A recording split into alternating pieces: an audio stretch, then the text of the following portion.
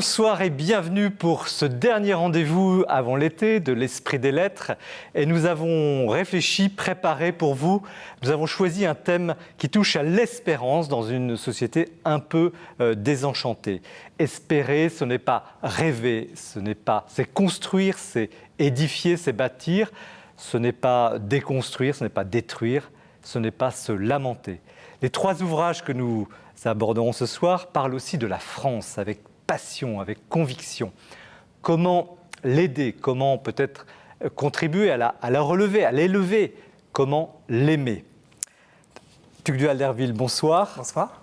Alors vous êtes déjà venu sur ce plateau il y a peu de temps pour un livre remarqué sur l'euthanasie et vous revenez avec un essai publié chez Plomb, Le temps de l'homme pour une révolution de l'écologie humaine. Alors c'est tout un programme, une révolution de l'écologie humaine. Vous êtes un homme du monde associatif, vous dirigez l'Alliance Vita, vous avez fondé une association à bras ouverts pour les personnes handicapées. Et c'est à la fois l'expérience concrète humaine de ce travail, mais aussi votre propre réflexion qui vous conduit à édifier une sorte de programme, on pourrait presque dire un programme politique, mais qui donne, contrairement à l'écologie que nous connaissons, une large place à la spiritualité chrétienne. Donc c'est quasiment un essai, une tentative de créer une nouvelle culture en France, et c'est extrêmement intéressant. Charles Becbédé, bonsoir. Bonsoir. Alors vous êtes un homme d'entreprise, très en vue, vous êtes aussi engagé en politique, puisque vous êtes élu dans le 8e arrondissement de Paris. Vous publiez des essais, c'est votre 5e, avec un titre de feu, Charnellement de France, donc avec Benoît Dumoulin, édité chez Pierre-Guillaume Deroux. Alors là, c'est pareil, une réflexion sur la France, une sorte de programme également de réflexion. Vous avez d'ailleurs un diagnostic assez difficile, assez pessimiste sur la France, mais vous mettez, comme peu d'hommes politiques osent le faire aujourd'hui, vous donnez toute sa place à l'héritage chrétien. Donc c'est un livre original pour le coup et courageux. Merci. Père Jean-Baptiste Arnaud, bonsoir. Bonsoir.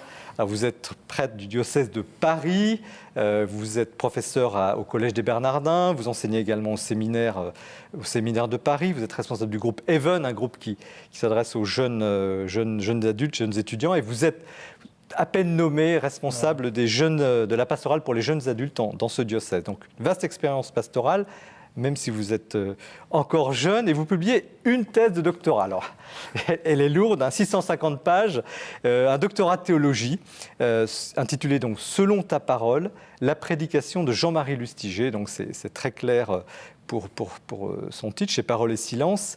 Donc, vous avez travaillé sur les 10 premières années des homélies du cardinal Lustiger, grand prédicateur, pour extraire le meilleur. Et on découvre un homme souvent à contre-courant, un Français, prêtre, évêque, devenu cardinal, qui s'est levé pour une église debout dans un pays où justement on voudrait mettre parfois l'église et les chrétiens de côté. Donc c'est un livre fort, un livre décisif qui met en évidence le charisme du cardinal Lustiger. Donc un programme avant-été anti-morosité en quelque sorte que nous vous proposons ce soir. Nous commençons tout de suite avec le tour de l'actualité du libraire que nous propose Mathilde Mailleux.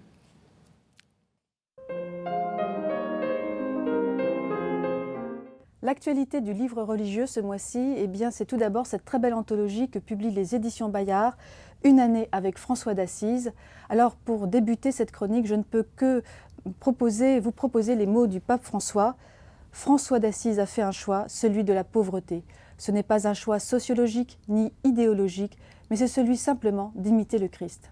Alors, je vous invite, à travers ces 365 textes qui vous permettent justement une très belle immersion, une plongée dans la spiritualité franciscaine, une spiritualité qu'il est bon de redécouvrir à la suite du pape François, qui nous invite toujours et toujours à nous émerveiller devant la création, à nous rendre accessibles à l'humble, à être finalement au plus proche des plus pauvres.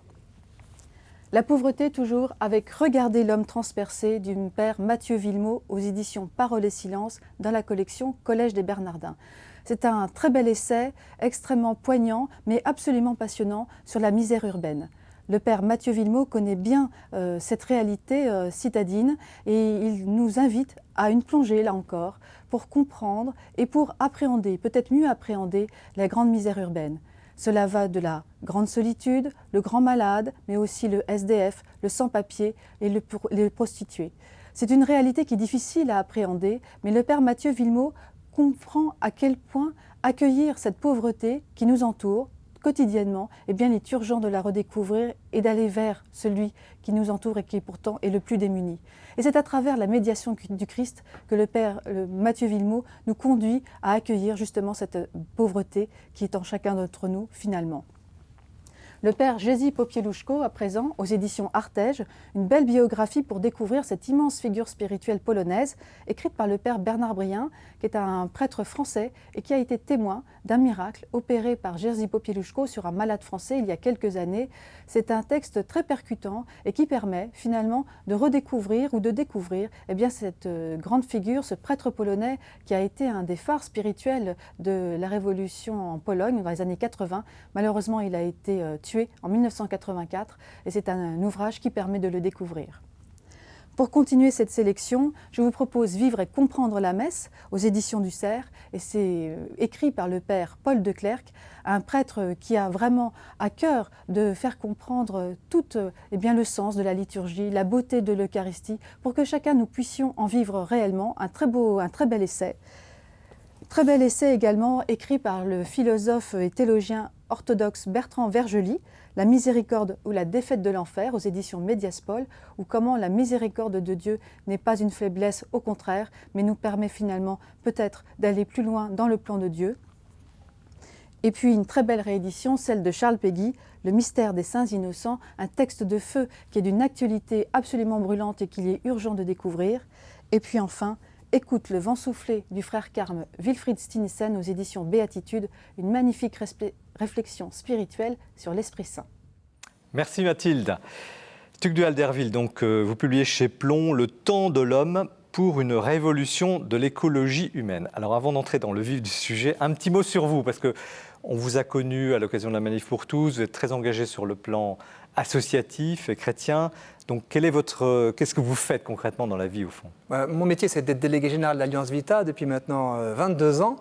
Voilà, et puis je suis fondateur retraité d'À Bras Ouverts, mais j'ai puisé vraiment cette énergie dans la rencontre avec des enfants porteurs de handicap. Ça a vraiment bouleversé ma vie et c'est encore ce qui nourrit ma réflexion. Et Alliance Vita, c'est quoi ? C'est une association qui, à la fois, vient en aide à des personnes qui sont confrontées aux épreuves de la vie, des grossesses difficiles, l'infertilité, l'annonce du handicap, des personnes aussi en situation de fin de vie ou leurs proches, et puis qui va porter aux décideurs la voie de la protection de ces plus fragiles. Nous disons solidaire des plus fragiles. Donc nous demandons des lois, et puis aussi une culture, une pratique auquel nous essayons de contribuer pour que les plus faibles de notre société soient vraiment mis au cœur et protégés, ce qui est la condition, au fond, d'une véritable démocratie. Alors c'est un peu un des thèmes de votre livre.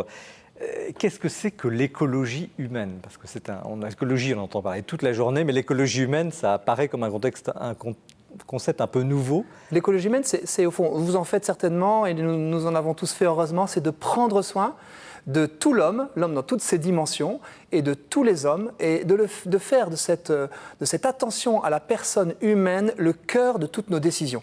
Donc ça intègre d'ailleurs la dimension de l'écologie environnementale, mais ça passe par l'homme, parce que c'est nous qui sommes dépositaires de cette responsabilité à la fois sur les autres, dans la fraternité humaine, et puis aussi sur cet écosystème dans lequel nous vivons. Mais ce serait quoi la différence avec l'écologie environnementale ? C'est-à-dire, vous mettez d'abord la personne et la nature ensuite ou oui, il faudrait peut-être voir comment cette écologie environnementale est promue. Parfois, elle est promue par des clivages et par de la confrontation.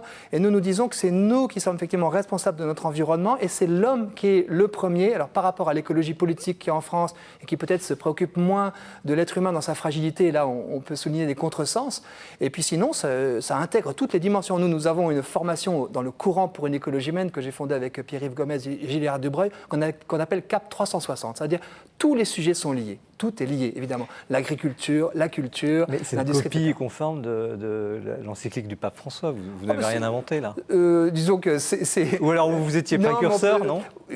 C'est une expression qui a été utilisée par des papes depuis un moment, la notion d'écologie humaine. Mais je pense que nous, on va dans, on pourrait dire, une école d'application ouverte à tous, quelle que soit leur conviction spirituelle, pour qu'effectivement l'homme soit mis au cœur de la société. Mais c'était quelque chose que vous portez depuis plus longtemps que l'encyclique Laudato Si. Donc, tout cela vient de loin, de toute façon, des tréfonds de l'être humain. Mais c'était une divine surprise, le fait que le pape François aille dans ce sens-là, ou ça va vous incarner au fond un peu un sens de l'histoire ? Oui, je pense que le sens de l'histoire va normalement dans l'humanisation du regard sur l'homme.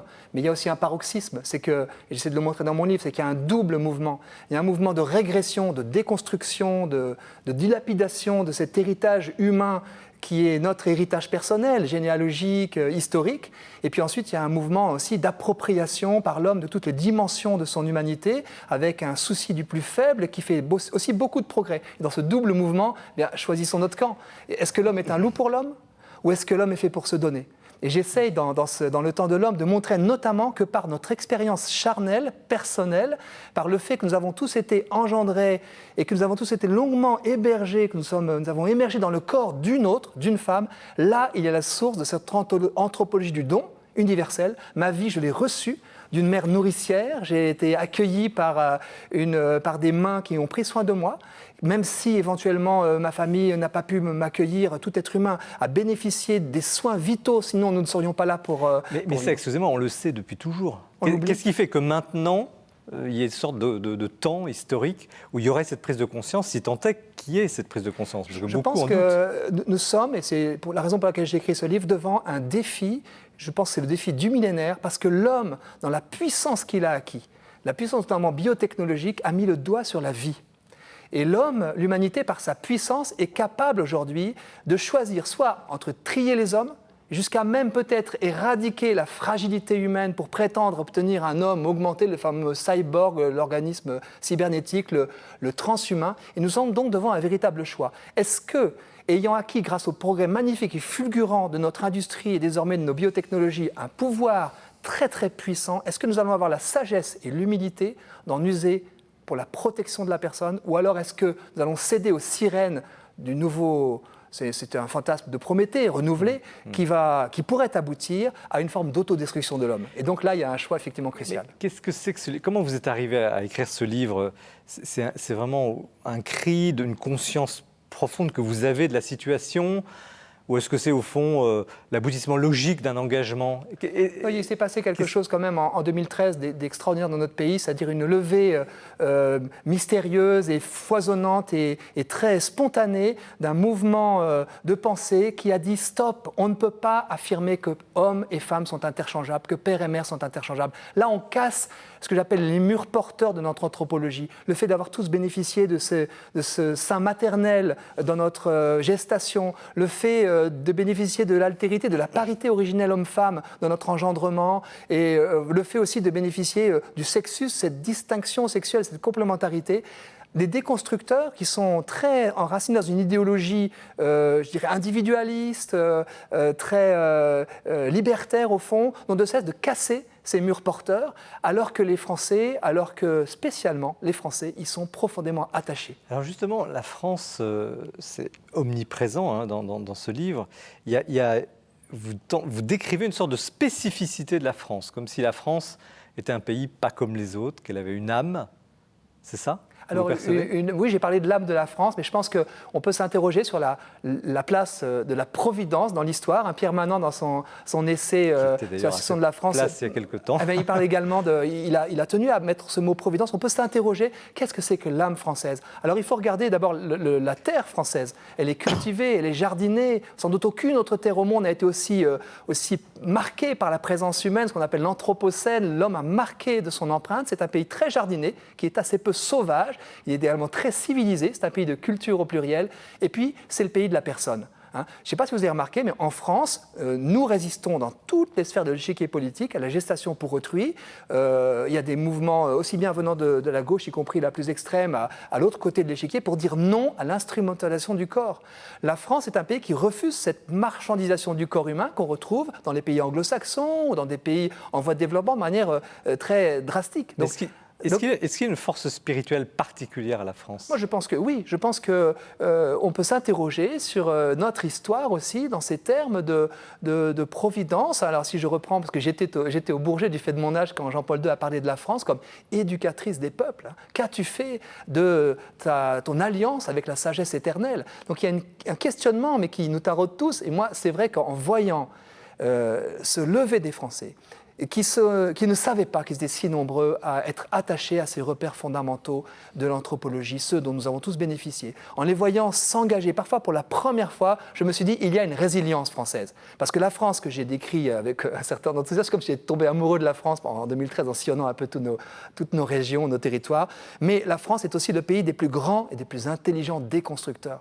C'est-à-dire ceux qui ont théorisé et qui sont aujourd'hui, dont les livres sont publiés dans le monde entier et qui sont des théoriciens réglant souvent des comptes avec leur propre histoire personnelle de cette déconstruction, de cette liquéfaction de la société. Quelques noms de par exemple, Jacques Derrida, qui quelques jours avant de mourir encore, encourageait à la fois le mariage entre personnes de même sexe, c'était l'époque du mariage de Bègle illégal de Noël Mamère, et en même temps disait, mais mon objectif, ce que je souhaite, et je prends date, c'est la suppression du mariage. C'est-à-dire qu'il s'agit d'entrer, non pas pour tous ceux qui l'auront revendiqué, qui sont souvent innocents de ce type de fantasme très intellectuel, mais cette neutralisation de l'humanité, elle est voulue par des personnes qui pensent, qui considèrent, et c'est le grand risque, que les magnifiques et difficiles limites qui marquent notre identité, un corps sexué, le temps compté et la mort inéluctable, les trois limites dans lesquelles, comme des artistes, on construit nos vies comme un artiste dans un cadre, eh bien, doivent être balayées pour obtenir une libération de l'homme de ce qu'il croit être des aliénations. Et ça, c'est le grand risque. Bon, alors tout ça, c'est très beau, on a envie de vous suivre, mais comment agir? Comment agir? Parce que vous avez une théorie du mycélium, des petits champignons dans la terre. C'est très écolo, c'est sympa, mais concrètement, ça veut dire quoi? Je pense que c'est Tocqueville qui dit que les Français aiment beaucoup les idées générales et qu'ils ont peut-être intérêt à descendre. Moi, je propose une descente en humanité. Je pense que nous sommes, vous êtes, je suis, nous sommes tous des responsables politiques. Nous sommes tous des entrepreneurs de l'humanitaire. Nous sommes tous des travailleurs sociaux. Et en ressaisissant, grâce à ce foisonnement qu'il y a eu, que nous travaillons dans l'humus de la société, nous y construisons la vérité politique. Celle que Václav Havel appelait de ses voeux quand il parlait de la vie dans la vérité, à l'époque du totalitarisme derrière le rideau de fer. C'est à nous d'occuper par nos initiatives, et nous essayons tous de le faire, eh bien, la place que le pouvoir dominant, parfois la pensée unique, souvent très sclérosée, ne sait pas occuper. Quand on voit une école à Montfermeil qui est montrée parce qu'on s'aperçoit que là où ce qui est classique échoue, parce que trop sclérosée, cette école apprend à des personnes qui sont dans des quartiers difficiles l'amour de la patrie, de la mère patrie, avec un lever au drapeau. Ridicule, pense-t-on. Quelques mois plus tard, le président de la République lui-même demande qu'on ressorte les drapeaux et l'hymne national devient, ainsi que Fluctac Mergitur, une vieille maxime du XIVe siècle, deviennent les emblèmes d'une résistance à ce risque d'un effritement de nos liens sociaux. Donc je crois qu'à la périphérie de notre société, c'est nous, parfois rejetés, parfois invisibles, parfois ghettoisés, c'est nous qui sommes foisonnants parce que très proches des personnes, des vrais corps, des vraies personnes. Mais vous appelez ça la société parallèle, ce que vous venez de décrire, la cité parallèle. Mais est-ce qu'il n'y a pas un danger, vous venez de prononcer le mot de ghetto, on en parlera tout à l'heure avec nos invités, mais est-ce qu'il n'y a pas un danger de mettre à part finalement ces citoyens ou ces gens que vous décrivez, Monsieur Tout-le-Monde, qui ne sait pas qu'il est aussi un acteur politique parce qu'il est engagé dans une association? Mais les mettre à part, c'est les mettre à part de la société, justement, où d'autres ne se privent pas de déconstruire. Oui, je ne propose surtout pas, justement, de réagir en ghetto assiégé.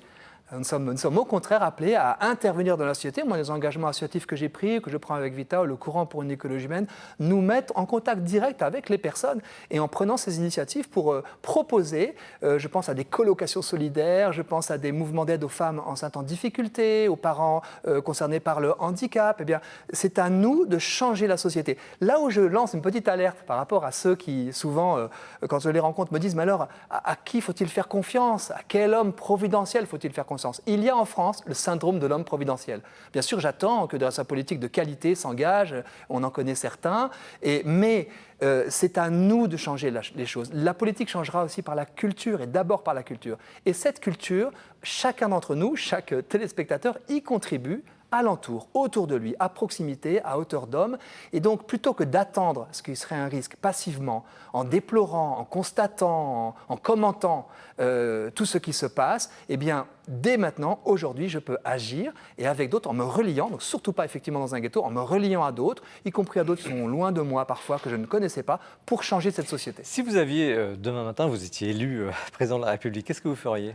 Ah, fantastique. Alors, je n'ai pas encore pensé à cette hypothèse. Écoutez, Bon, mais je pense que... non, mais vous parlez de changements, de nouvelles cultures. Quelles seraient vos mesures concrètes? Mais je ne raisonne pas dans ces termes, c'est dans ces termes de mesure, mais plus dans donner aux personnes la capacité d'agir autour d'elles. Je leur dirais, par exemple, nous avons 4 millions de Français qui n'ont pas 3 conversations suivies par an. Bon, ce n'est pas le président de la République. C'est-à-dire des gens qui sont dans la solitude? Dans une immense solitude, affective, solitude. Pas 3 conversations par an, 4 millions. Eh bien, je dirais aux Français, qu'est-ce qu'on fait de ça ensemble? Ce n'est pas le président de la République qui va gérer les relations interpersonnelles avec nos grandes-tantes, avec les personnes seules, les femmes seules, très souvent, beaucoup de femmes seules, dans les EHPAD, etc. Donc, je dirais à la population, changeons la donne culturelle, relions les générations plutôt que de les opposer et engageons-nous autour de nous à proximité pour que nos quartiers soient des quartiers où il fait bon vivre, y compris pour les personnes les plus seules. Donc j'essaierai de responsabiliser les personnes sur ces engagements. Charles Becbédé, vous êtes engagé en politique. C'est un doux rêveur, notre invité.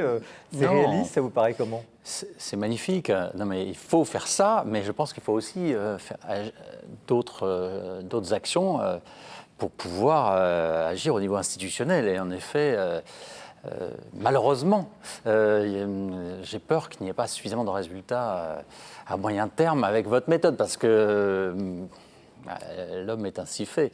Donc moi, dans mon livre, j'ose proposer un certain nombre de transpositions institutionnelles. Mais en attendant, est-ce que ce genre d'initiative, de pensée, c'est aussi un moyen vraiment de faire évoluer cette société française? Mais tout ce qui peut renforcer encore les échanges entre personnes, se fonder sur notre culture, qui est une des plus magnifiques qui soit, et qui peut refonder dans notre beau pays de France, je pense, est utile. Et c'est vrai, quand l'exemple que vous citiez est très parlant. C'est ahurissant, donc il faut qu'on puisse dialoguer, échanger avec ces personnes seules. Et c'est à chacun de nous, en effet, alors là, pour abonder, d'agir, mais je crois qu'on ne pourra pas réussir si on n'agit pas aussi au niveau national. Et il y a du travail. Jean-Baptiste Arnault, comment vous réagissez-vous à cette ambition, en quelque sorte? En vous écoutant parler, je trouvais ça vraiment intéressant parce que c'est une mission aussi pour l'Église et pour le christianisme de contribuer à... Ça l'a été, en fait, historiquement. On sait bien que la notion même de personne, elle a émergé dans la philosophie latine et grecque grâce aussi à l'apport du christianisme, en particulier des conciles, de la réflexion sur le mystère du Christ. Et je me disais, en vous écoutant, que vraiment, pour moi, c'était un encouragement, en tout cas, à poursuivre ce que nous entreprenons pour former des chrétiens, mais pour former des jeunes, des personnes dans la société, à éduquer, à transmettre en fait, ce qu'est une personne, et en particulier ce qu'est une personne qui parle. Et cette parole, en fait, elle est reçue, la première parole, au fond, que Dieu a prononcée pour nous, c'est d'avoir été conçu dans le sein de notre mère. J'ai beaucoup aimé que votre livre commence là-dessus, parce que c'est vraiment, à la fois, c'est ce qu'il y a de plus commun à toute personne humaine, et en même temps, c'est le premier lieu où Dieu parle. Après, on en a conscience ou pas, mais c'est porté comme une parole de Dieu. Et l'exemple que vous prenez aussi des personnes seules là, qui ne parlent pas ou à qui plus personne ne parle me paraît vraiment important. Et il me semble que l'Église elle a cette mission-là d'être dans la société pour retrouver cette parole, ce sens de la personne. Elle ne le fait pas pour elle-même, elle le fait pour la société. Mais est-ce que c'est l'Église, justement? Parce que là, on frôle la question de la laïcité, l'intervention d'un programme chrétien, entre guillemets, je ne sais pas, écologie humaine, dans la société française, ce qui est rejeté par beaucoup. En tout cas, je ne sais pas si en tout cas, l'Église doit le faire. Mais il n'y a pas que l'Église, bien sûr. Ce qui est intéressant quand vous parlez, c'est que, précisément, vous traduisez aussi, en termes simplement anthropologiques, ce dans quoi des chrétiens pourraient se reconnaître. Mais si l'Église ne le fait pas, elle est infidèle à sa mission. Elle doit comprendre qu'elle ne le fait pas pour elle, qu'elle le fait pour la société. Excusez-moi, vous parlez de l'Église, mais quand vous entendez Tugdual Derville parler, vous dites c'est un chrétien très bien, et c'est très bien qu'il le fasse en tant que chrétien, ou est-ce que c'est un programme chrétien? Non, il le fait en tant que chrétien, mais ce n'est pas un programme chrétien. C'est-à-dire Non, non, quand je dis tout l'homme, j'intègre dans tout l'homme la dimension spirituelle. Et c'est sans doute la plus précieuse, celle qui le différencie le plus de l'animal. Et dans cette dimension spirituelle, il y a l'appel à ce fort intérieur à conquérir, c'est-à-dire à ce lieu, le sanctuaire inviolable de la conscience, où là siège la capacité de discerner entre le bien, le mal, et siège l'appel aussi, qui est un appel qui peut magnifiquement être chrétien. Et donc je crois que c'est cela aujourd'hui qu'il faut garder ou préserver ou encourager afin que la dimension spirituelle et religieuse de la personne puisse être pleinement respectée. Et s'il y a un secret dans mon livre qui touche vraiment, je pense, au christianisme, le plus spécifique, c'est peut-être le critère fondamental qui change la donne, qui renverse ce risque que l'homme soit son propre bouc émissaire, c'est l'amour de l'ennemi. C'est-à-dire, c'est décider, peut-être recevoir, la capacité d'aimer ses ennemis et de retourner le risque de cycle mimétique de violence dans lequel notre société risque de s'enfermer. Est-ce que c'est recevable? Vous êtes dans le monde politique, alors, notamment, mais comment? Là, on est au cœur du message chrétien.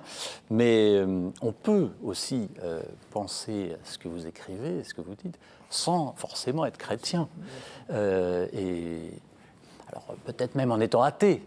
Je pense que la dimension religieuse de l'homme que vous évoquiez, cette soif de spirituel, elle est en chaque homme. Et donc, cette humilité qu'il faut avoir face à la mer qui nous a donné vie, face à la terre qui nous porte et dont vous parlez dans votre livre, je pense que c'est la clé. Et chaque homme doit vibrer à vos belles phrases. Je pense que... Père Jean-Baptiste, on parlera tout à l'heure du cardinal Lustiger, mais... Ouais, l'amour des ennemis, ça... Oui, mais même, dedans, est-ce qu'on a besoin, j'oserais dire, d'utopie pour faire avancer les sociétés, comme lui, par exemple, a fait avancer l'Église à un moment donné? Mais justement, il ne l'a pas fait sur une utopie, il l'a fait sur une réalité très concrète, à un moment de devoir pardonner à ceux qui avaient tué sa mère est morte à Auschwitz, et de devoir retrouver, en fait, recevoir dans le Christ, au fond, une espérance dans une Europe qui était en train de se déchirer, puisqu'il est devenu chrétien en 1940. Oui. Alors, je ne parlais pas de cet aspect-là, je parlais d'ambition.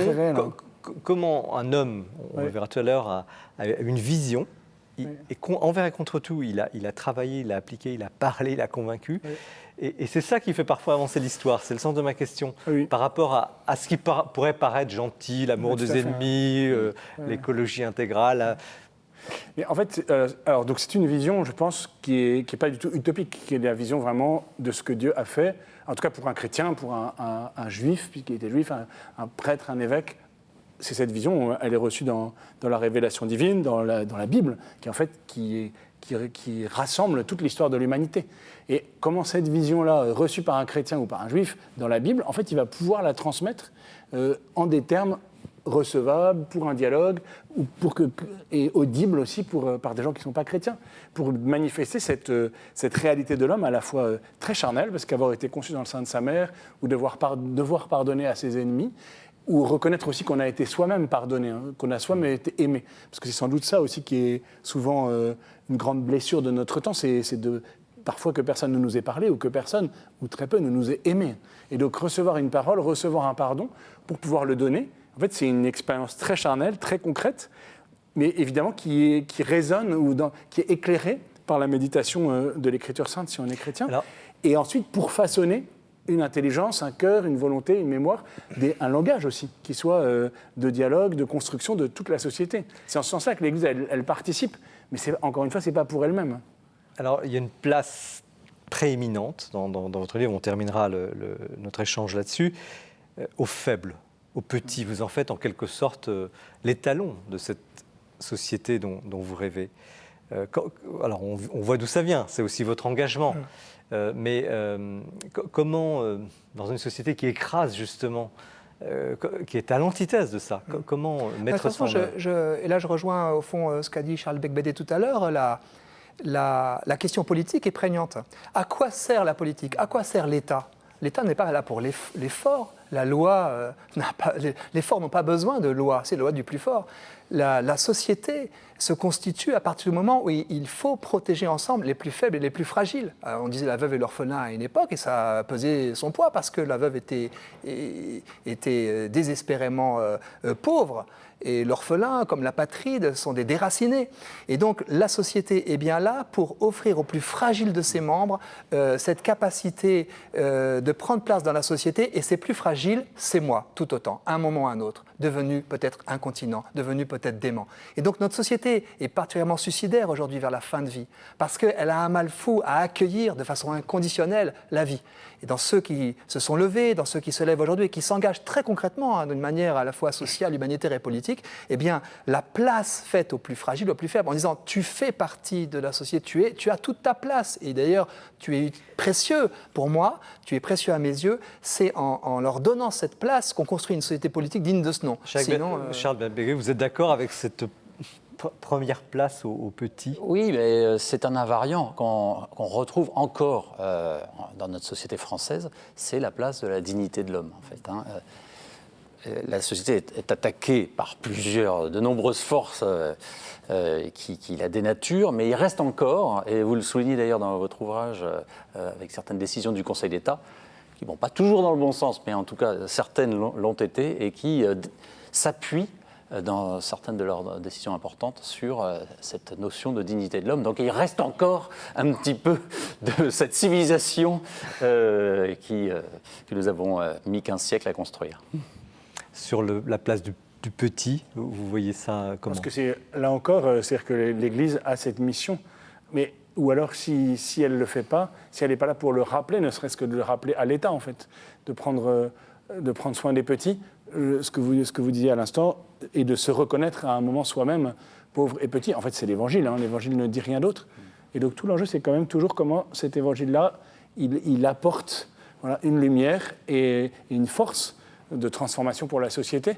J'allais dire, même si c'est de manière cachée ou de manière diffuse, à travers l'engagement des personnes. On revient à ce que vous disiez tout à l'heure, mais c'est sûr que l'Église, elle est gardienne de cette vulnérabilité. Si elle ne le fait pas, ne le vit pas, plus personne ne le fera.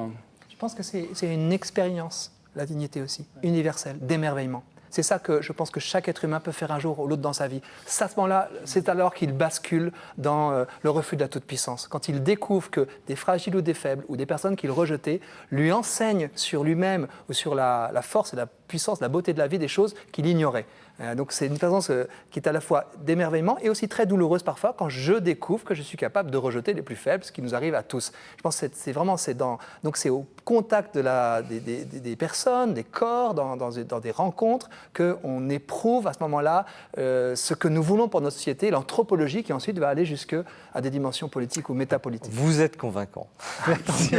Merci Tugdual Derville. Donc le temps de l'homme pour une révolution de l'écologie humaine chez Plon. Nous poursuivons ce débat passionnant avec Charles Béguet tout à l'heure. C'est Bertrand Deschamps qui, ce mois-ci, nous présente le coup de cœur. Restez bien avec nous.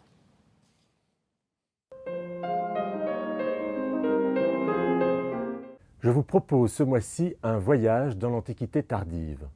On connaît bien en France les ouvrages d'Henri-Irénée Maroux, mais on ignore le plus grand historien anglophone de la période, et pourtant, il est toujours vivant. Il est né en Irlande, a enseigné très longtemps à Oxford et aux États-Unis, à Berkeley et Princeton. Ses livres ont fait date, un magistral Saint-Augustin, Genèse de l'Antiquité tardive, le renoncement à la chair. Il s'appelle Peter Brown et il publie ces jours-ci aux éditions Belin un nouveau livre, Le prix du salut, en sous-titre « Les chrétiens, l'argent et l'au-delà en Occident, 3e, 7e siècle ». Alors pourquoi est-ce un livre formidable? Parce que, d'abord, à l'égal d'un Paul Venn ou d'un Lucien Gerfagnon, Peter Brown a ce don de rendre simple et accessible un propos pointu, tout en gardant une méthode extrêmement rigoureuse, et qu'il est tellement familier de son époque qu'on a presque l'impression qu'il y a vécu, et puis, un peu comme Jacques Le Goff, il balaye sur une période tous les préjugés qu'on peut avoir. Ça, c'est pour la forme. Pour le fond, ce qui est absolument passionnant dans son propos, c'est qu'il nous montre comment, alors que le christianisme de religion clandestine persécutée devient religion d'empire, les plus riches familles vont multiplier les constructions fastueuses d'églises, de sanctuaires, de chapelles funéraires, et qu'ainsi tous ces dons et cette générosité des plus grandes familles vont profondément influencer notre conception de l'au-delà et notre attente de la rédemption.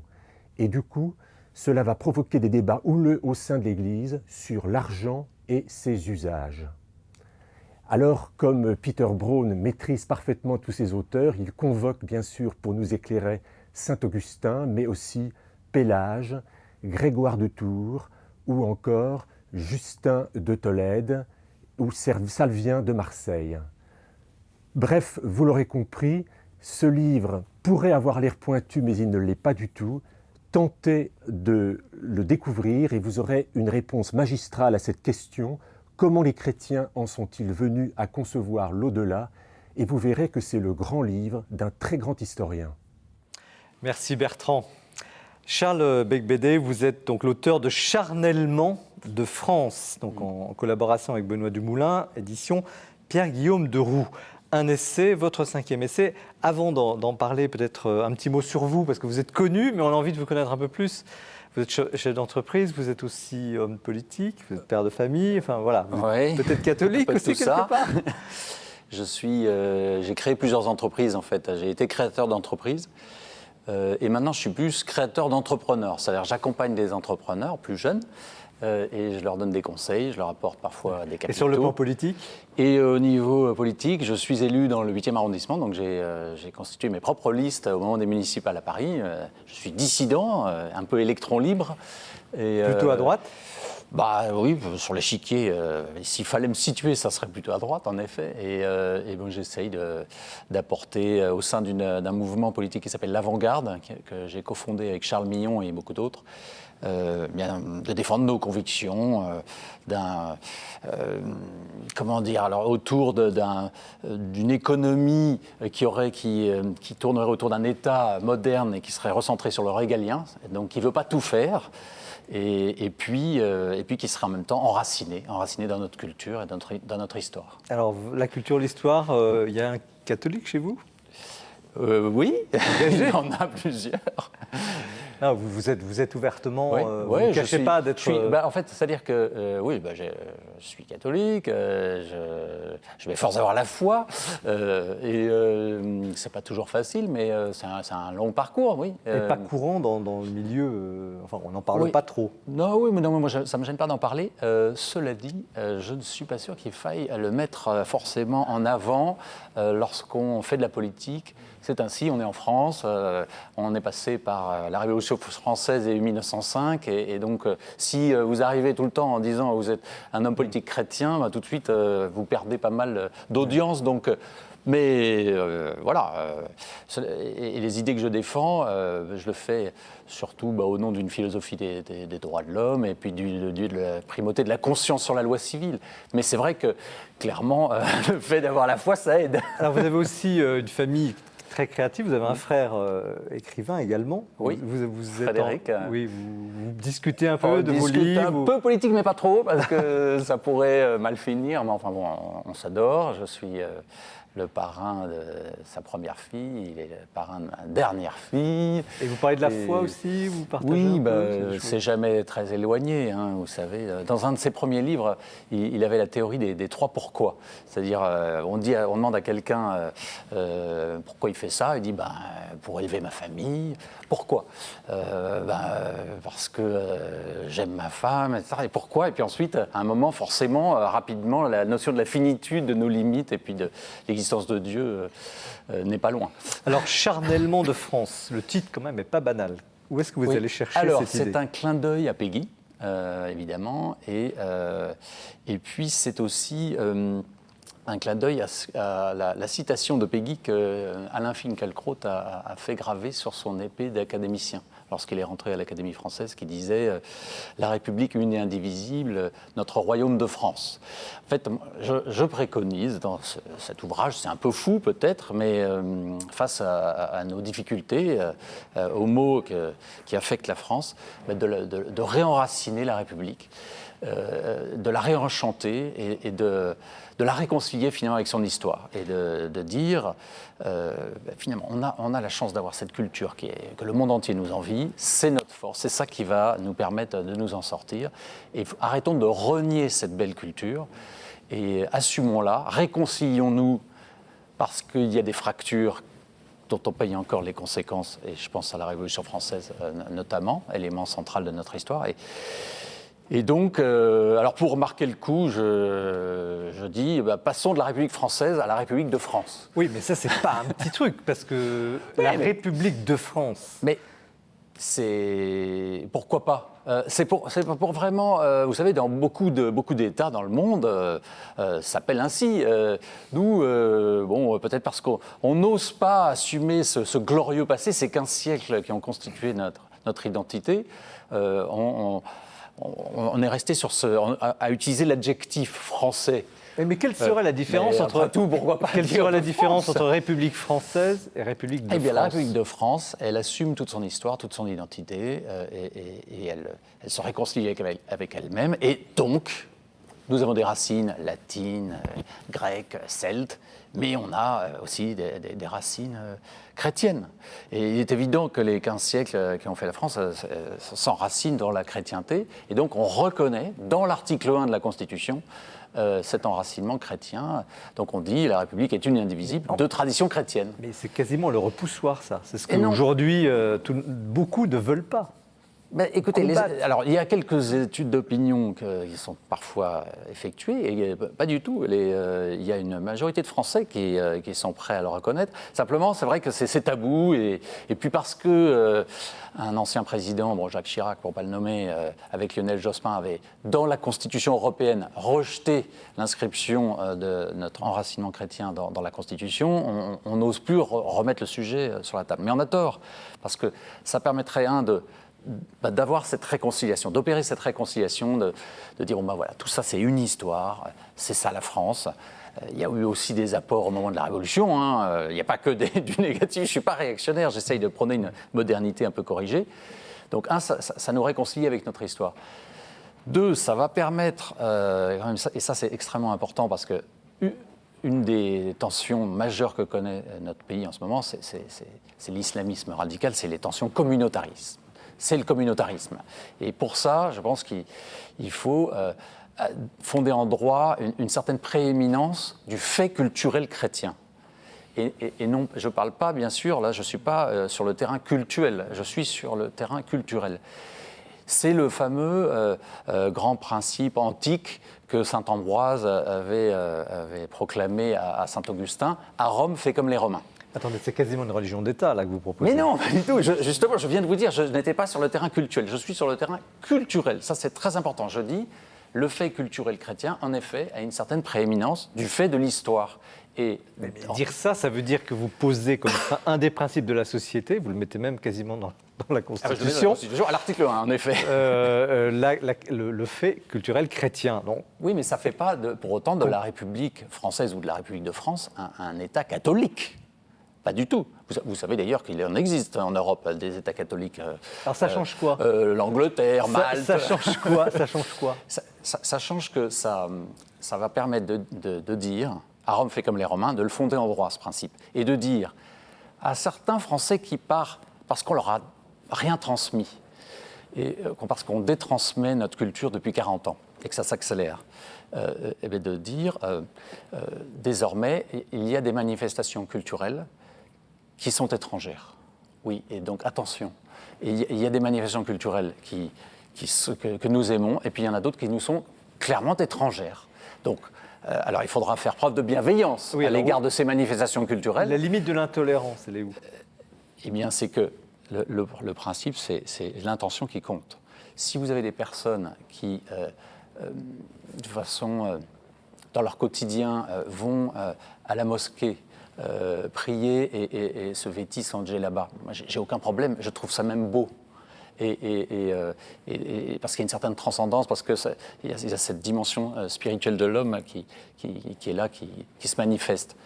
Mais lorsque il y a un groupe de personnes qui veut imposer des tenues vestimentaires et des manifestations culturelles qui sont totalement perpendiculaires à notre culture, et que c'est fait dans un but de conquête, de prosélytisme agressif, et d'imposer des manifestations, encore une fois, des habitudes culturelles, des traditions culturelles qui n'ont rien à faire avec notre culture, là je dis non. Je dis non, alors après le diable est dans les détails, et ça, il faudra faire preuve de bienveillance, mais il ne faut pas non plus être naïf. Non, on peut vous accuser d'être réactionnaire, c'est un grand mot à la mode, mais Oui, quand mais, même.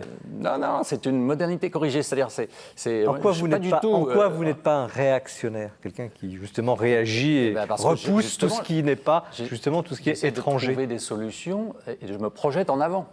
Nous faisons face à un certain nombre de difficultés. Et il faut trouver des solutions. Et donc le réactionnaire, lui, il veut revenir en arrière. Ce n'est pas du tout ce que je propose. Je veux transmuter cette réalité qui est difficile et essayer de trouver une solution. Et la solution ne peut pas passer par la laïcité intransigeante et sectaire. C'est-à-dire, parce que ça, c'est en effet, c'est ce que certains de nos hommes politiques proclament.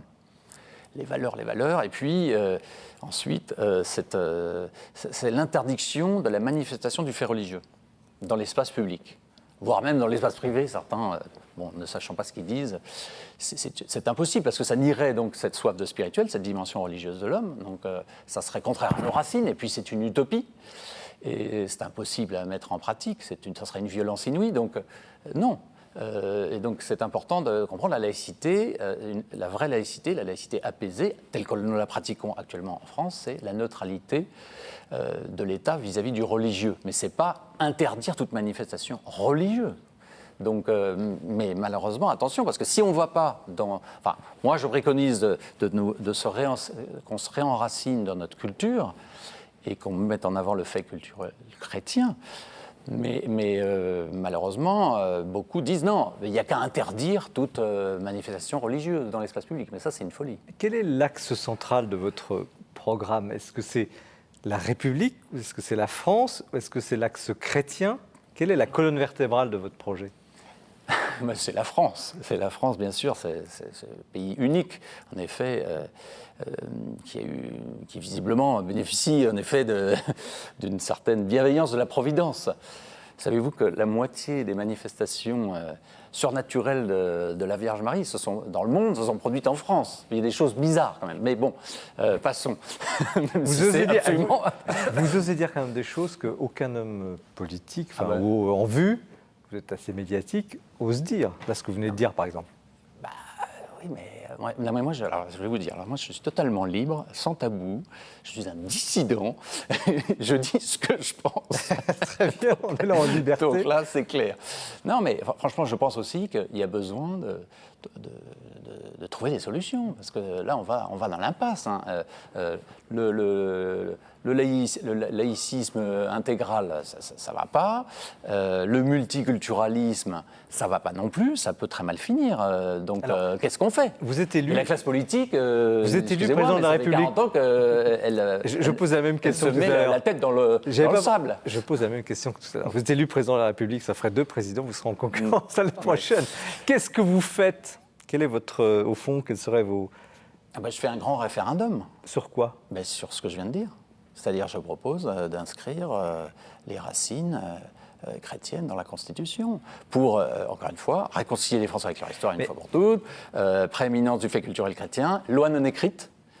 C'est quoi les lois non écrites? Les lois non écrites, c'est la loi naturelle, mais c'est la version un peu laïque de la loi naturelle. C'est cette sagesse immémoriale, c'est les 1000 générations qui nous ont précédés. Je rejoins Tugdual aussi quand il parle d'humilité dans son livre. Je pense qu'il faut qu'on soit humble par rapport au temps qui s'est écoulé avant nous. Donc c'est là où les révolutionnaires ont été extrêmement arrogants avec le principe de la table rase.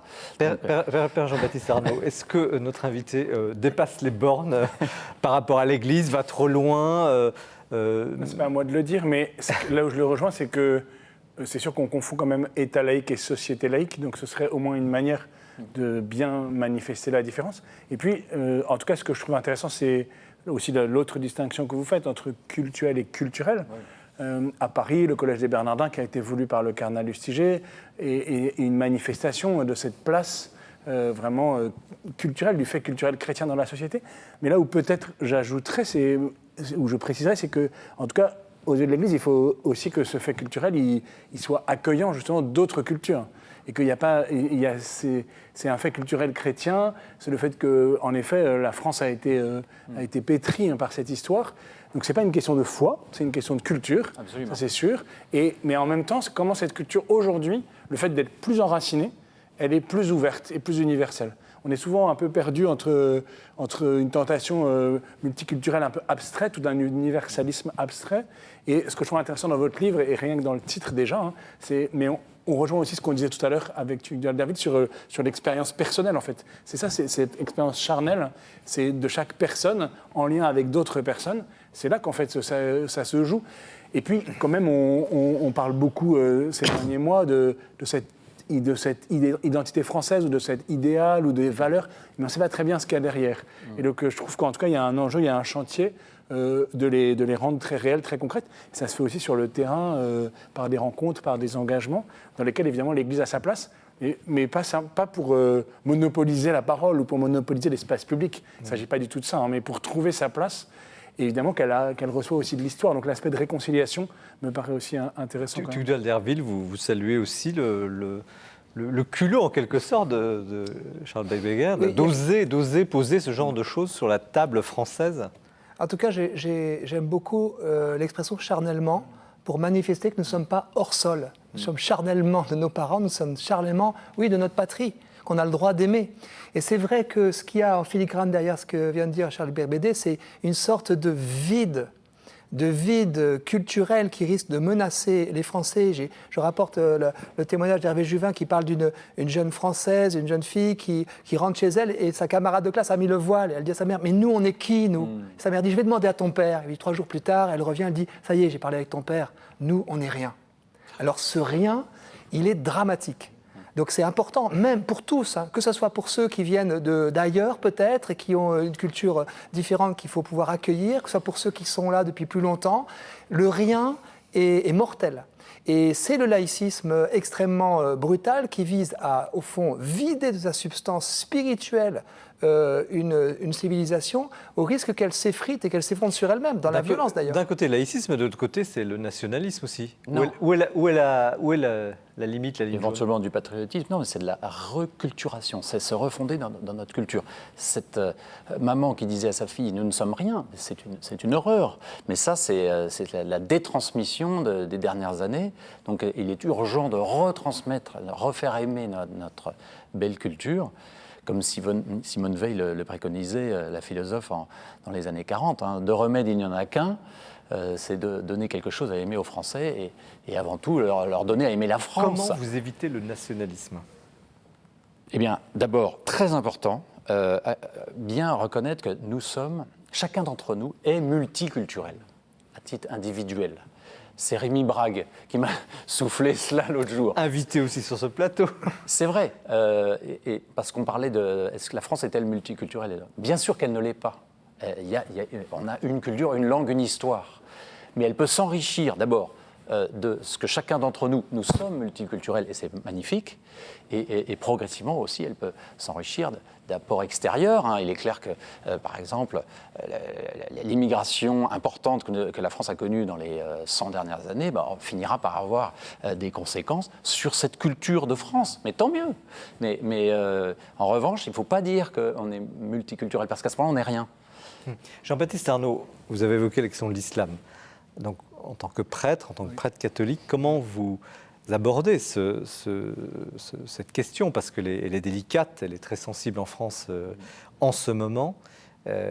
Comme théologien aussi, comment vous posez la question de l'islam ? En tout cas, comme d'abord l'exigence ou le fait d'apprendre à vivre avec d'autres religions. C'est-à-dire qu'on ne peut pas faire... Il ne faudrait pas dire, voilà, on revient... ou en tout cas on revalorise un fait culturel chrétien, nous donne l'illusion en fait d'être un peu seul et de ne pas avoir à réfléchir, à accepter, à parler aussi, à dialoguer. Évidemment, on sait bien que le dialogue théologique, il est souvent complexe, et donc il passe souvent plutôt par des amitiés, par des rencontres. C'est difficile de parler, de même que je me disais en vous écoutant, c'est pas si facile de parler de la France. On insiste beaucoup depuis le début de notre entretien sur la dimension aussi personnelle et d'une personne qui n'est pas coupée des autres, qui vit dans des relations. Alors c'est encore plus difficile de parler de l'islam en général, et je suis pas qualifié pour le faire. Mais quand l'islam vous disiez islam conquérant, agressif, comment l'Église perçoit cela ? L'Église, elle se perçoit pas d'abord comme agressée. Elle se perçoit d'abord comme au service en fait d'une communion des personnes qui va se jouer évidemment dans l'Église, qui va se jouer dans les familles et qui va se jouer dans la société. Donc elle va travailler à ce que des chrétiens et des juifs et des musulmans puissent vivre ensemble. En revanche, c'est-à-dire que si elle est seulement dans une posture d'être agressée, en fait, elle fait fausse route. Mais va-t-elle défendre ? Parce qu'au fond, elle a toujours été agressée. Comment elle a toujours été minoritaire, et en même temps, elle ne peut pas. C'était une intuition forte du cardinal Lustiger aussi, se reconnaître comme une minorité parmi d'autres. C'est ça qui est difficile, c'est-à-dire qu'à la fois, pour l'Église, il y a accepter d'être avec d'autres, et je pense que c'est très important d'éduquer les chrétiens, en fait, à ne pas se refermer dans un ghetto, dans lequel on veut souvent les enfermer, où ils s'enferment eux-mêmes, et donc être avec d'autres, dialoguer, vivre ensemble, qu'est-ce que ça veut dire, et puis réfléchir, rien que la question du voile, etc., on voit bien qu'elle se pose pour des musulmans, elle peut se poser aussi pour des chrétiens, elle se posera peut-être bientôt. Et en même temps, aussi de savoir que la prétention, en tout cas, ou l'intention des chrétiens, elle est pour toute la société, elle est pour tout l'homme. Elle n'est pas d'élargir simplement le club de ceux qui seraient chrétiens, ou d'élargir simplement d'une manière humaine, quantitative, etc. Même en étant toute petite, quoi. Vous abordez assez peu la question de l'islam dans votre livre. C'est peut-être parce que c'est une source de souffrance, de douleur, de peine, d'hésitation, comme pour beaucoup de Français. Après les attentats, les premiers, j'ai appelé mes amis musulmans, spécialement, et pour entendre l'effroi qui était le leur, de sentir aussi les conséquences pour eux-mêmes. Dans le deuxième attentat, à nouveau, et j'ai senti la dégradation, la fissure que ça provoquait. Et ce mélange, l'hésitation entre la peur et le souci de maintenir le contact, la rencontre et l'amitié. Donc à l'échelle qui est la mienne, je ne peux qu'être dans cette rencontre, dans cette présence. C'est pour ça que je trouve que Espérance Banlieue ou que les associations qui, à Marseille, sont présentes dans les cités, au contact des personnes, c'est extrêmement important de garder ce contact. Et c'est elles qui, sans naïveté, peuvent nous dire à quel moment, effectivement, on franchit des lignes rouges où il faut savoir dire non avec une forme d'autorité, et à quel moment, au contraire, il faut savoir se montrer accueillant sans mettre toutes les personnes dans le même panier, alors qu'il y a une spiritualité, une quête spirituelle propre à l'homme qui s'exprime chez les chrétiens, et ici, autour de ce plateau, nous sommes chrétiens, et qui s'exprime aussi chez nombre de musulmans qu'il faut savoir entendre. Dans l'action, pardon. On ne peut pas entretenir les peurs, quoi. C'est criminel, et dans l'Église, et dans la société, et dans le monde politique. Les dire est important. Ouais. Oui, Charles. Les Français de culture musulmane, qui sont très nombreux dans notre pays, les chiffres qui sont parfois publiés sont totalement faux et sous-estimés, on parle de 12 millions. Eh bien, ils aiment une France enracinée, une France qui est fière d'elle-même.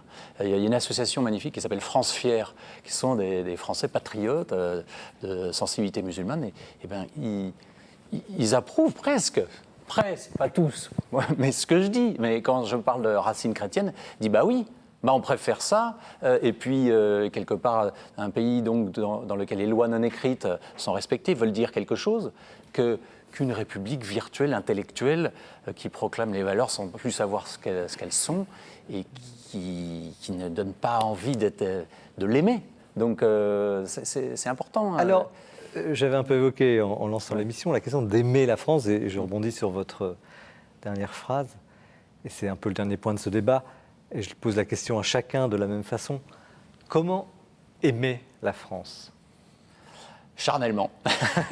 C'est non, facile. Il ne faut pas l'aimer qu'intellectuellement, ni d'ailleurs que culturellement. Il faut l'aimer aussi charnellement. C'est-à-dire, c'est des paysages, c'est cette France de jardin, c'est cette histoire, c'est de l'architecture, c'est la gastronomie, c'est la vision de la femme. Ah oui, la galanterie, vous êtes d'accord sur il faut l'aimer. Il faut l'aimer dans les tripes. Père. Comme chrétien, il faut l'aimer parce qu'elle se met au service de l'homme et des plus petits. Pour moi, c'est ça vraiment comment la France, en fait, va être un lieu, une communion de personnes qui va être capable de servir les plus faibles. historiquement, quand même, la France, c'est le lieu aussi des premiers apôtres qui sont venus via la Turquie et jusqu'à Lyon.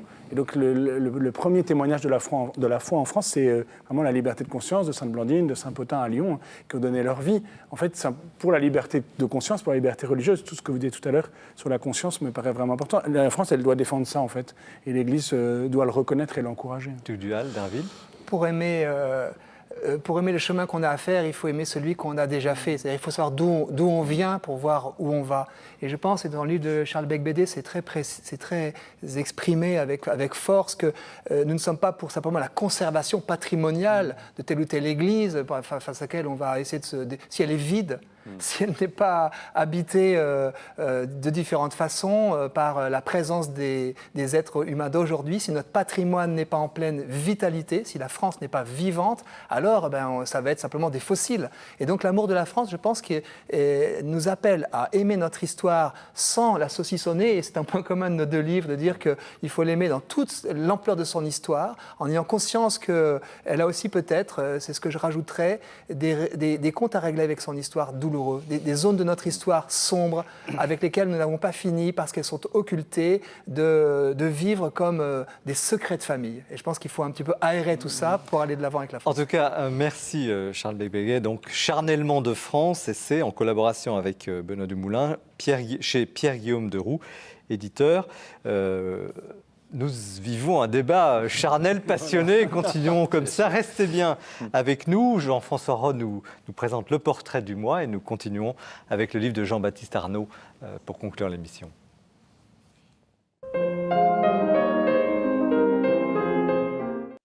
Aujourd'hui, j'aimerais vous recommander l'œuvre de Madame Christine Pellistrandi, une bibliste spécialiste de l'histoire des textes, professeure à l'école cathédrale, au Collège des Bernardins, entre autres, et qui met tout son talent, livre après livre, à nous faire découvrir la Bible.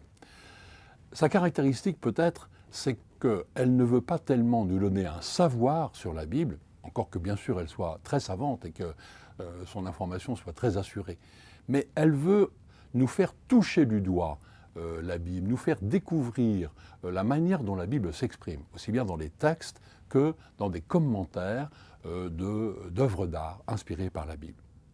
Par exemple, si je prends son dernier livre, Le corps et la Bible, elle prend une soixantaine de mots très familiers, la main, le cœur, les larmes, le miel, l'huile, etc.